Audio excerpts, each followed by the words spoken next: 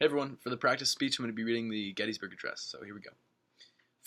7 ago, our fathers brought forth on this continent a new nation conceived in liberty, and dedicated to the proposition that all men are created equal. Now we are engaged in a great civil war, testing whether that nation, or any nation so conceived and so dedicated, can long endure. We are met on a great battlefield of that war. We have come to dedicate a portion of that field as a final resting place for those here who gave their lives that nation might live. It is altogether fitting and proper that we should do this. But, in a larger sense, we should not dedicate, we cannot consecrate, we cannot hallow this ground.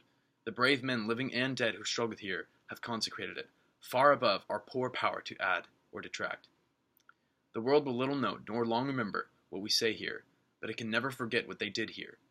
It is us, for the living, rather, to be dedicated here to the unfinished work which they who have fought here have thus so nobly advanced. It is rather for us to be here dedicated to the great task remaining before us, that from these honored dead we take increased devotion to that cause, for which they have the last full measure of devotion. That we highly resolve that these dead shall not have died in vain, that this nation, under God, shall have a new birth of freedom, and that government, of the people, by the people, for the people, shall not perish from this earth.